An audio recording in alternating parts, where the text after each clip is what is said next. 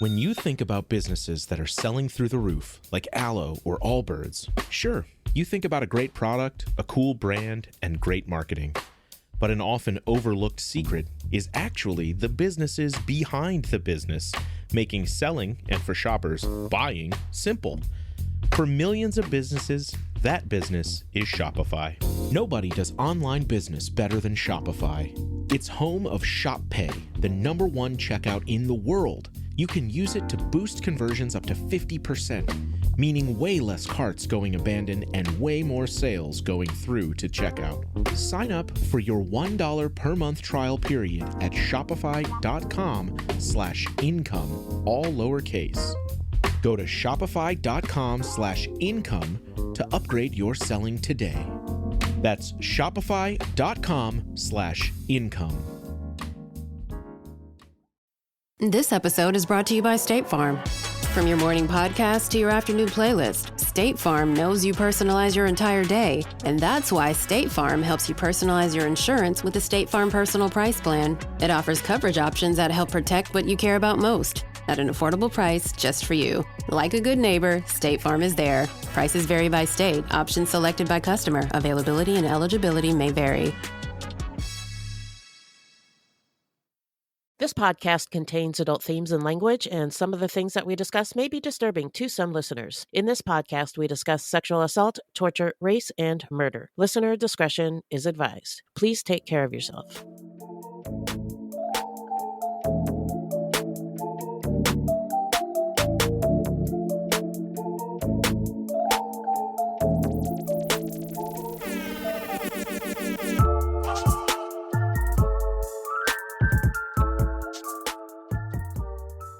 So now let's get into the early life of Fukuda. What do you got for us, Beth? Kazuko Fukuda was born in 1948 in the Japanese city of Matsuyama, the capital city in Ehime Prefecture. Her father abandoned the family when Kazuko was 4 or 5. In order to get by, her mother ended up running a brothel out of their home in Kawano City, now known as Shikokuchuo City in Ehime Prefecture. Although eventually her mother and a local fisherman married and the family moved to a small island, people found out about her mother's history, and Kazuko was teased relentlessly. When Kazuko was in the 3rd year of junior high school, her mother and stepfather divorced, and mother and daughter moved to Imabari City, Ehime Prefecture. There, Kazuko's mother opened up a strip club. Wow, she's a real entrepreneur. She is, yeah. In Imabari City, the lives of Kazuko and her mother were not only stabilized, they gradually became well off. What is that song? We've been moving on up to, what is the city? Imabari City, with a deluxe apartment in a strip club. Moving on up. So Kazuko grew into a rebellious girl. She dropped out of school, and by the time she was 18, she was out of the house and living with her boyfriend. So now let's get into the timeline. Hit it, Beth. In 1966, Fukuda and her boyfriend were arrested for robbery after they robbed the house of the head of the Japan Taxation Agency. Oh. She was sent to Matsuyama Prison, located just outside of Matsuyama, about 30 miles from Imabari City. What happened there would later become known as the Matsuyama Prison Incident. Between 1964 and 1966, members of one of Japan's most powerful organized crime syndicates, the Yakuza, regularly paid off guards to look the other way while they drank, smoked, and gambled. Worse, they obtained access to the female inmates, who they raped whenever they wanted. And one of their victims was 18-year-old Fukuda. That's horrifying. Yeah. And it happens in prisons to incarcerated peoples more often than you might think or like to know about. Yeah. So within 2 years, Fukuda was released, and she got married at the age of 20. She divorced the man 5 years later, then married another man the following year. The couple eventually had 4 children. But Fukuda liked to drink, gamble, and shop. And before long, she was deeply in debt to about 1.5 million yen, which is equal to about $30,000 in today's money. Ooh. In 1982, Kazuko was 34, the mother of 4 children, and up to her neck in bills. She worked as a hostess at a cabaret in Matsuyama City, Ehime Prefecture. Now, as a hostess, she was paid to serve and flirt with customers. One perk of the job was that customers were strongly encouraged to buy their hostesses drinks. And Kazuko loved to drink. The job seemed to fit her personality, and it paid better than many jobs available to women at the time. But it didn't pay enough to get her out of debt. And her work nightlife started taking a toll on her role as a mother and wife.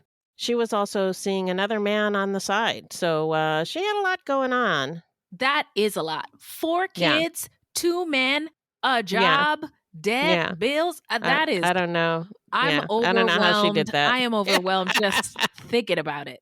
In 1982, at the club where Kazuko was working, there were many other hostesses, including one named Atsuko Yasuoka. Atsuko was 31 years old. She was good looking, she was charming, and one of the most popular hostesses in the club where the two worked. As a single woman, Atsuko was able to live how she wanted, and she did. She had lots of clothing, jewelry, accessories, and money. She seemed happy, stress-free, and everything that Kazuko was not. Ooh, already I'm feeling jealousy vibes.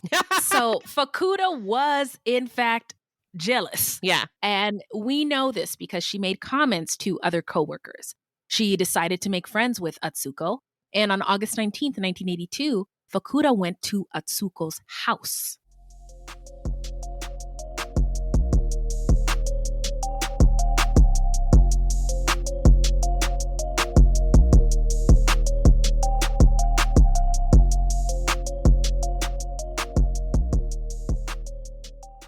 You know, there are so many amazing movies out right now. Yeah. Civil War, Godzilla versus King Kong, Monkey Man, Dune Part 2. Can I get a what, Beth?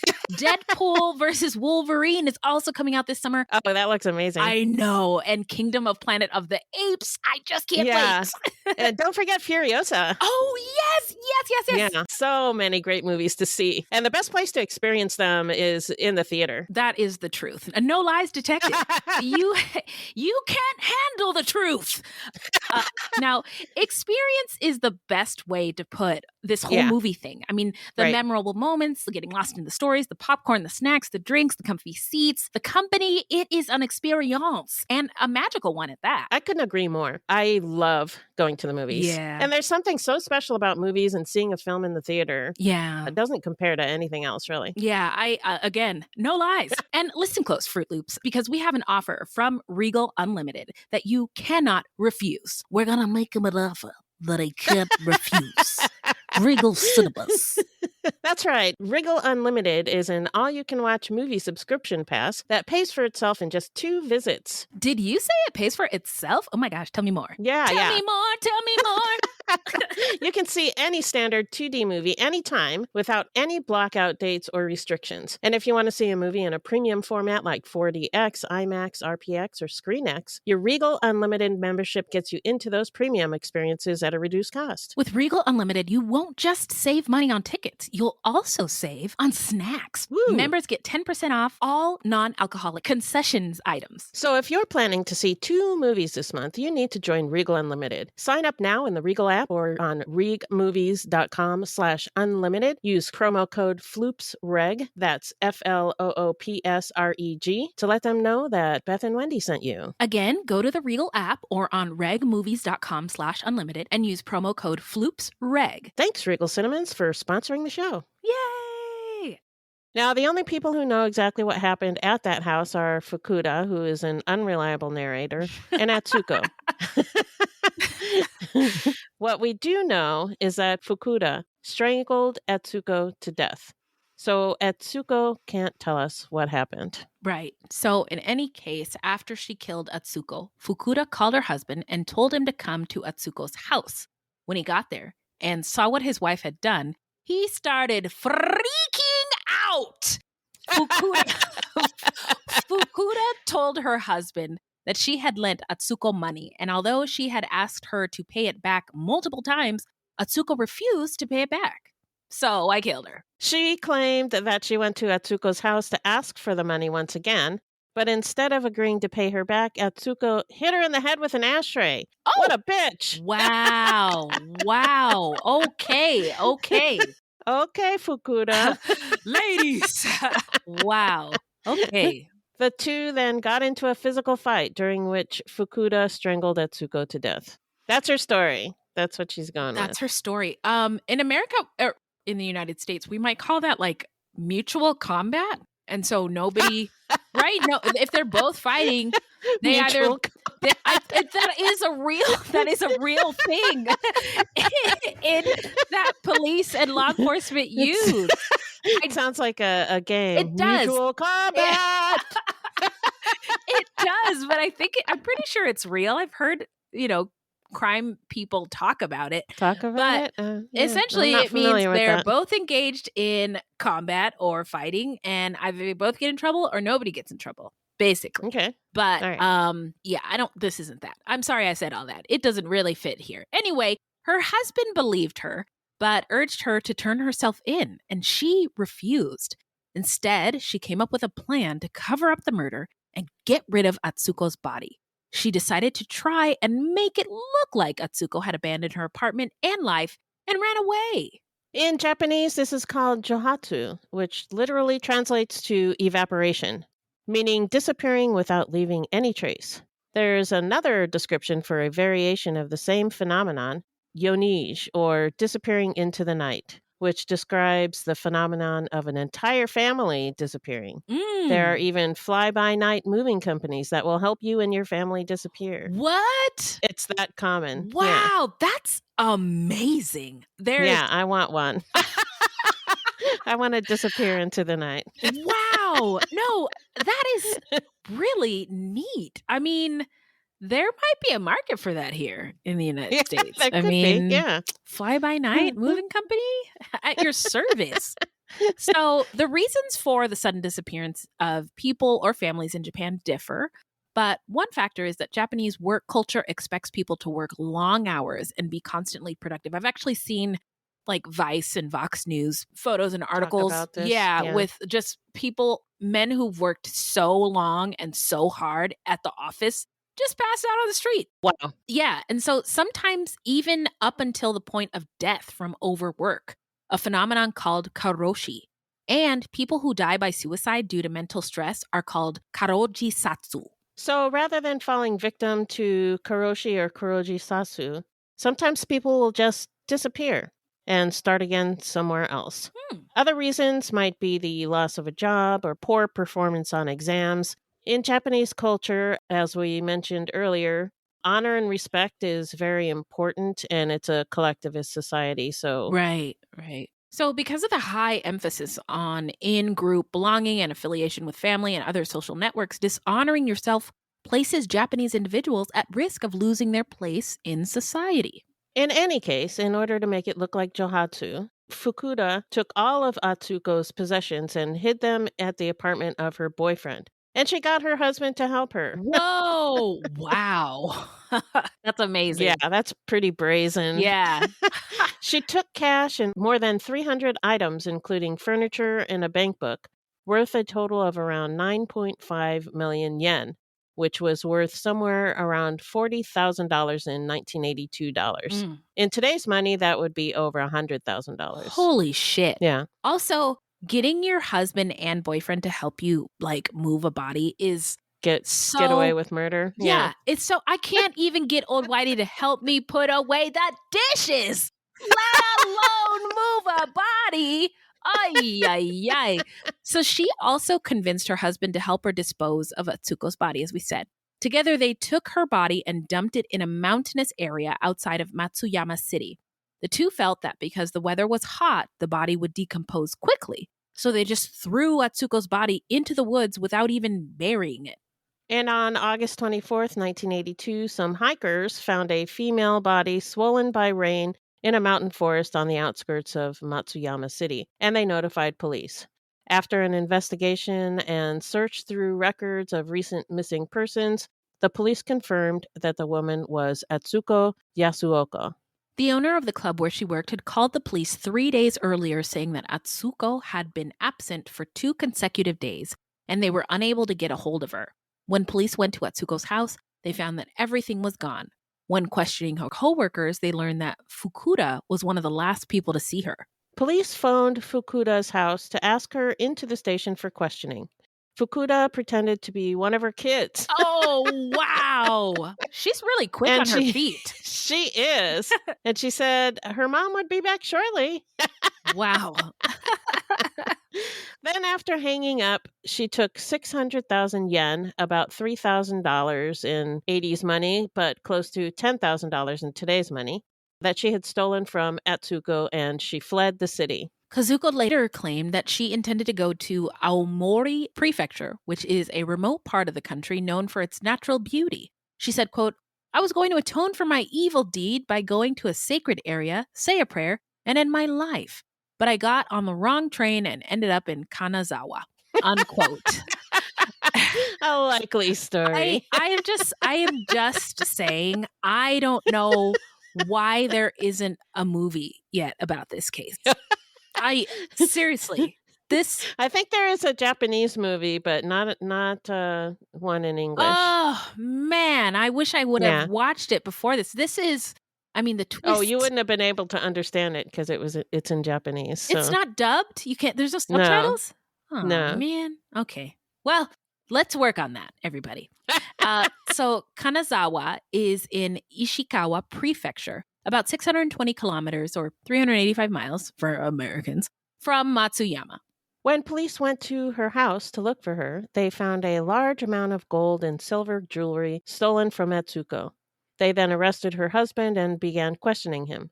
They told him that Fukuda had owed money to many people, including loan sharks. They also told them that based on the autopsy, it looked like Atsuko had been strangled from behind, and they told him about Fukuda's boyfriend. Faced with all this information, Fukuda's husband broke, and he confessed to his role in Atsuko's murder. He was later charged and convicted of disposing a body. In the meantime, Fukuda was on the run. Of course, it would be near impossible to run from the police forever. But Fukuda didn't have to run forever. Because of the statute of limitations on murder in Japan, she would just have to avoid capture for 15 years. 15 years. Time me. I'll go now. You can do it. Yeah.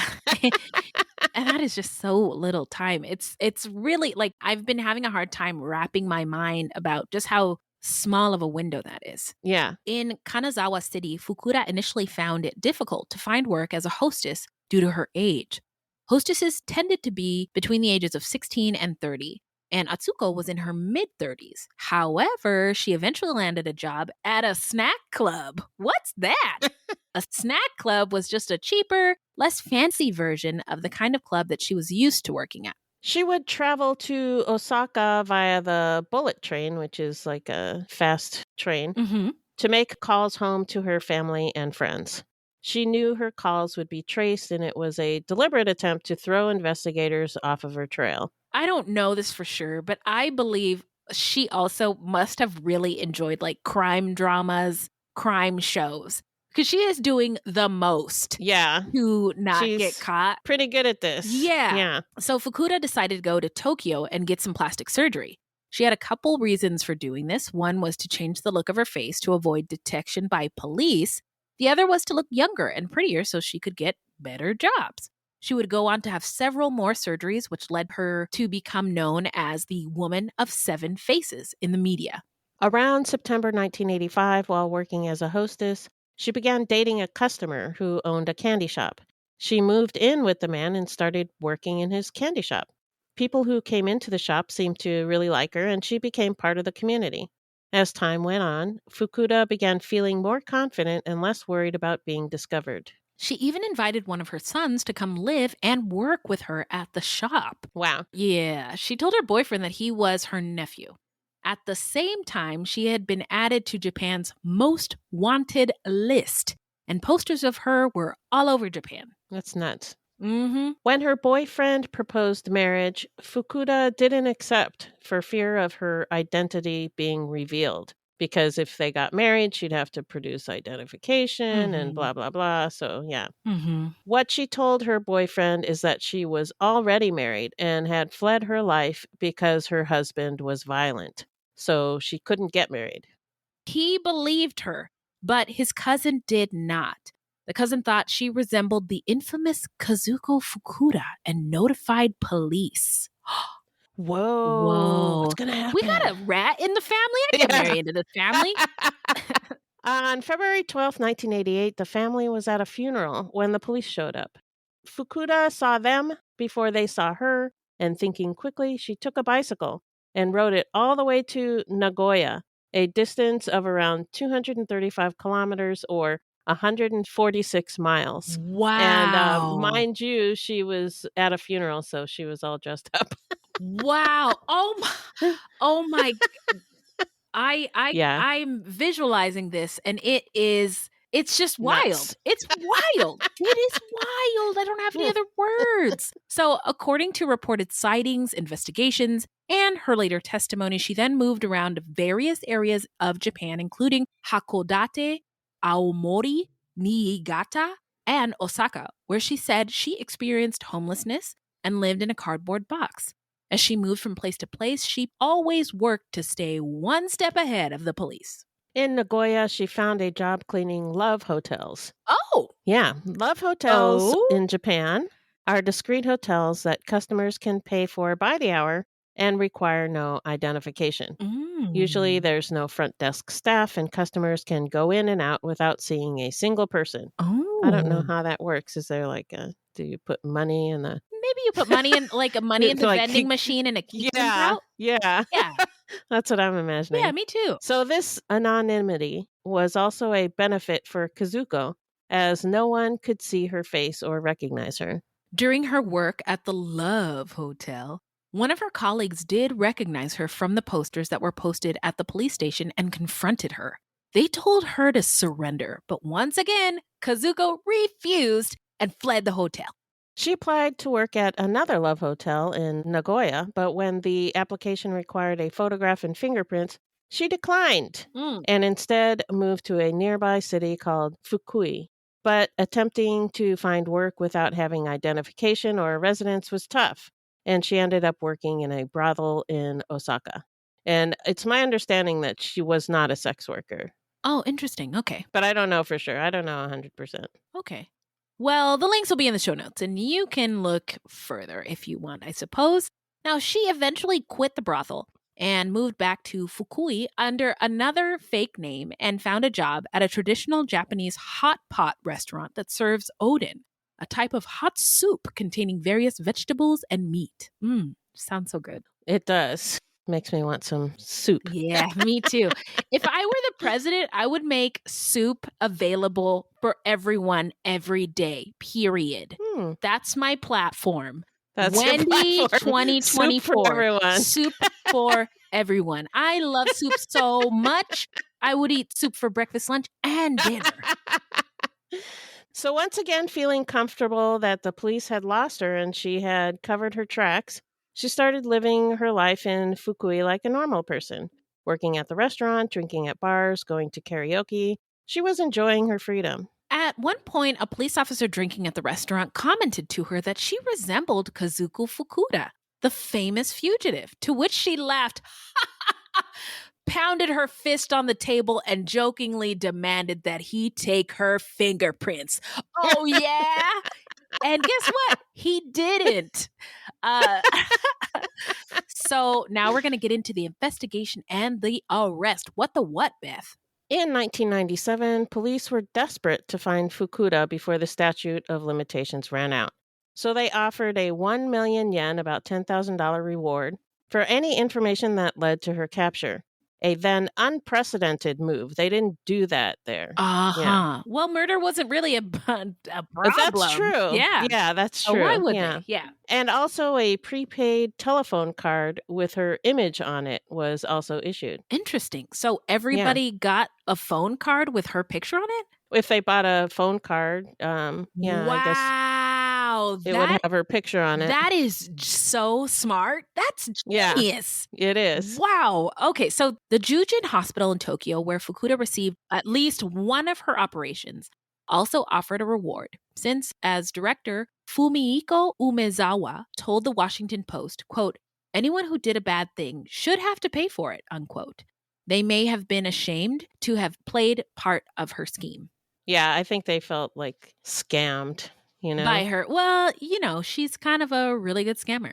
So She is. She's really good at it. I she's, don't know. I would We always say, cover these female criminals, and we always end up admiring them. I mean, I don't know why. I really don't know why that is. I couldn't tell you what it is, but I mean, I admire ingenuity. I Yeah. admire tenacity. And these usually are not traits that are encouraged in girls, right? Yeah. Not in a brazen way. So to diminish the shine of men. And right. That's true. I'm sorry, but I really admire it. Admire I'm sorry. It. Yeah. I'm sorry. Yeah.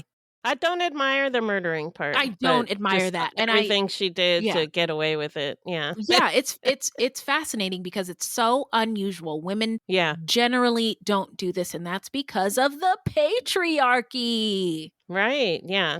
So it's hard not to admire it. Mm-hmm. And on July 24th, 1997, a customer at the Odin restaurant where Fukuda worked informed police about a woman who resembled Fukuda who worked at the restaurant. Police arrived at around 2 p.m. and questioned her at the restaurant. At the time, Fukuda was using the alias Yukiko Nakamura.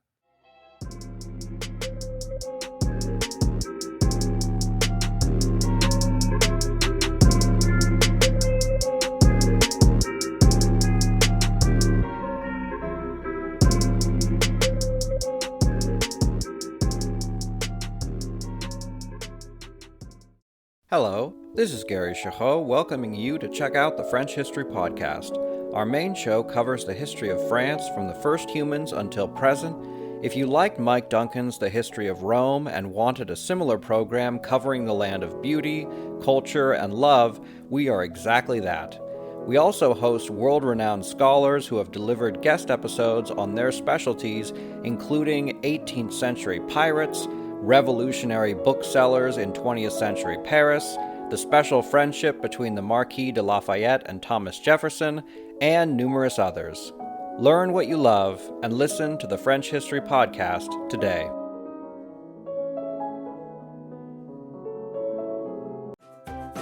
Is the pressure of your wedding day being perfect from sunrise to sunset weighing on your mind? Planning a wedding is stressful, but guess what? We are here to help. On the Bridezilla podcast, we celebrate love and help you plan your wedding day. We're all about keeping it real and having fun every step of the way. So whether you're just starting to plan or counting down the days, we're here to help you stay cool, calm, and collected. We have expert tips and amazing guests like wedding dress designer Haley Page. Let's get this party started and embrace your inner Bridezilla. Listen to Bridezilla wherever you get podcasts or visit us at thebridezilla.com.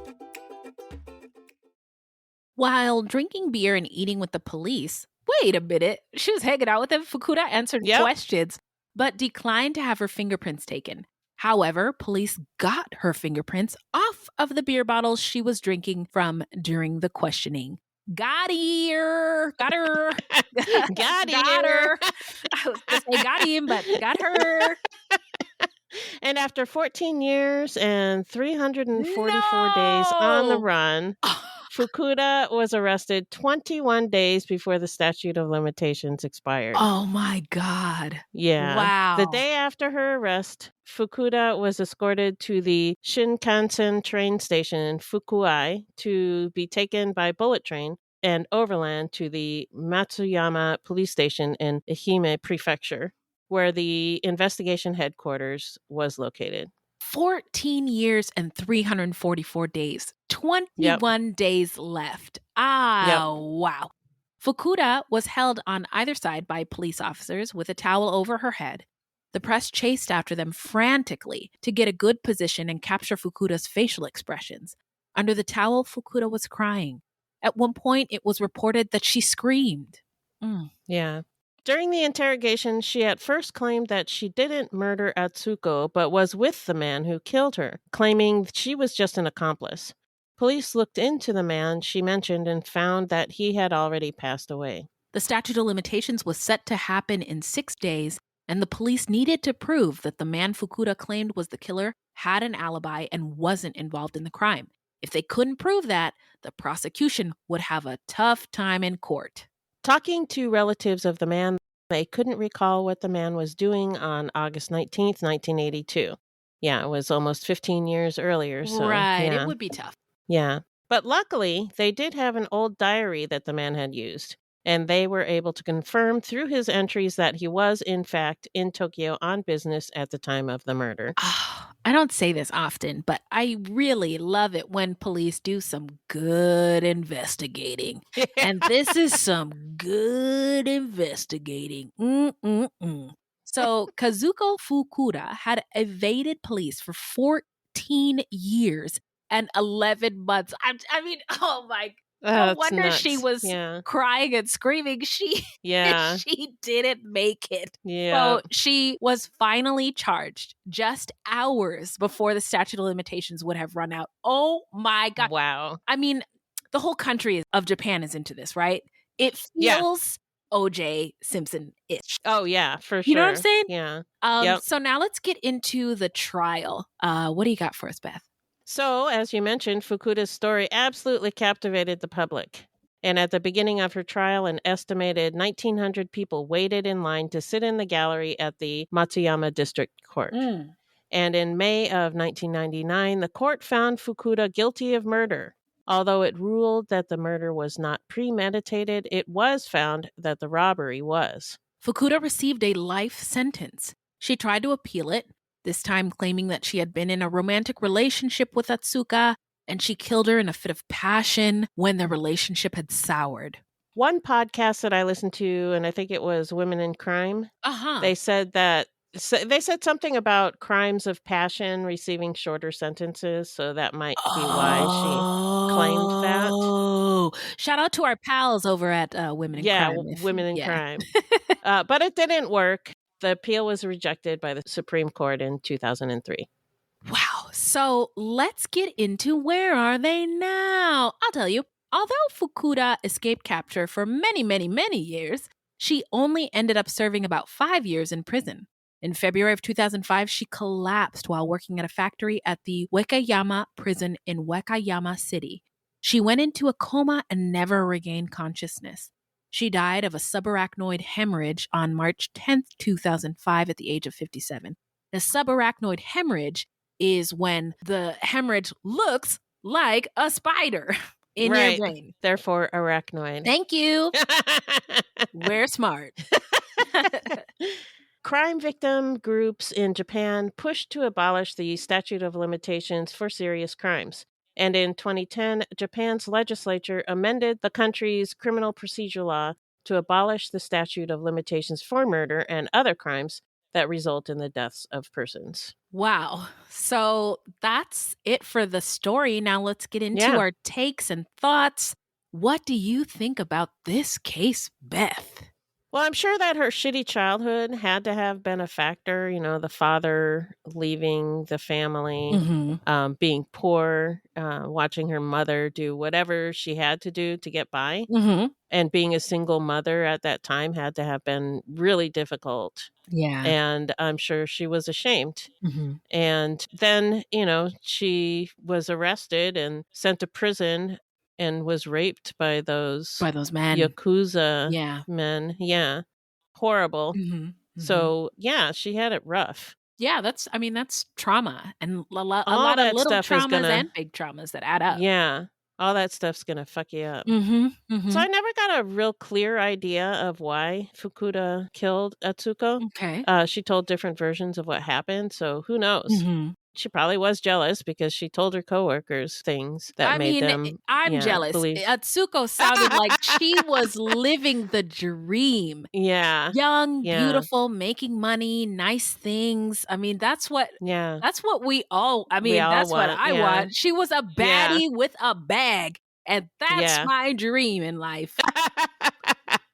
So, yeah, Fukuda probably wanted what Atsuko had. And maybe it was a spur of the moment thing, or maybe she planned it out. Maybe. I don't really know. Yeah. But as we were talking about, I have to admit that I admire her cunning. Yup. She almost got away with murder. She really did. Almost. Almost. She was so close. Yeah. But the stress of all those years of hiding, This is why. Yeah, This why, no thanks. Yeah, that's a lot. I'm not surprised she died of a heart attack. I mean, after everything she'd been through. Or it was a subarachnoid hemorrhage. Oh, a brain hemorrhage. Yeah, but you know, but still, her body was weathered. I imagine from the stress of childhood, the stress of being imprisoned and being violated by all those men, and then being after doing something so heinous, and then being on the run and constant like she could never rest, really. Yeah, and I think at her core she was a survivor. And that she had to do whatever she could for her survival. I was under the impression that her kids were still around, but I don't. Now that we've gone through this, I don't think she had her kids with her at all. Which also would have been really, really hard to endure without your babies, right? You would think so, but nothing I read said anything about that. So I don't really know. Okay. I don't know what kind, like what kind of mom she was. Yeah, or, maybe she had a personality disorder. Maybe the kids didn't mean that much to her. I don't know. Yeah, I don't know either, but I was curious. I mean, she invited one of them to come stay with her, to be with her, but couldn't really reveal who he was. And so I just can't imagine being away from my kids. No, not like that for almost 15 years. That would destroy totally me. Not worth it. Yeah. I think the murder of Atsuko was a combination of jealousy, and when the opportunity presented itself, she took it. And this was in like the 1980s, and after going through this entire case, 1,000% sure, there was probably a movie or some soap opera that was running on TV with this exact plot. And somebody running from the police. Yeah, the idea got in her head, coupled with her knowledge on the statute of limitations, and she was like, yes. And she was like a trailblazer in a weird way. And then she changed the system with regard to the statute of limitations. So I don't know.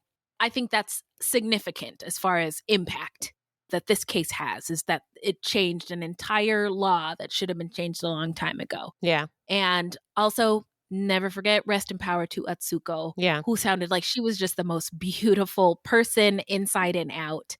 And let us know what you think, your hot takes. Beth, where can the people find us? Our website is fruitloopspod.com, and we use Fruit Loops Pod for all of our social media. This is a weekly podcast, and new episodes drop every Thursday. So until next time, look alive, y'all. It's crazy out there.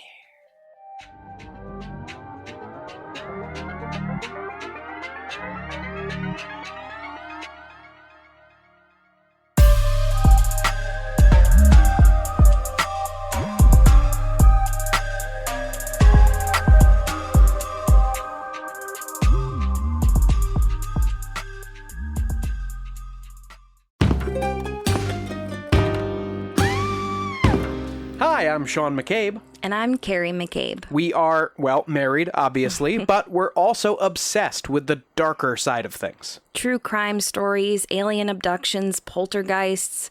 If it leaves you scratching your head and keeping those lights on at night, we want to hear about it. That's why we host the podcast Ain't It Scary with Sean and Carrie. Every week, we bring our listeners a true story guaranteed to send chills down your spine.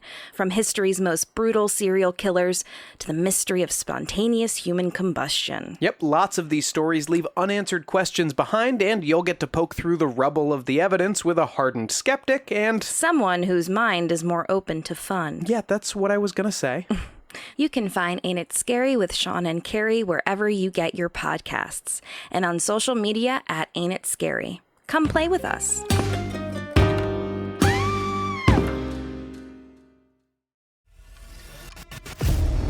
"24 hours ago, I found out the person that I'd been dating and seeing for the last 6 months as a con man." That is my sister Emma. Andrew Tonks's lies had been so convincing, she'd invested $300,000 with him. However, the tables were about to turn on Andrew.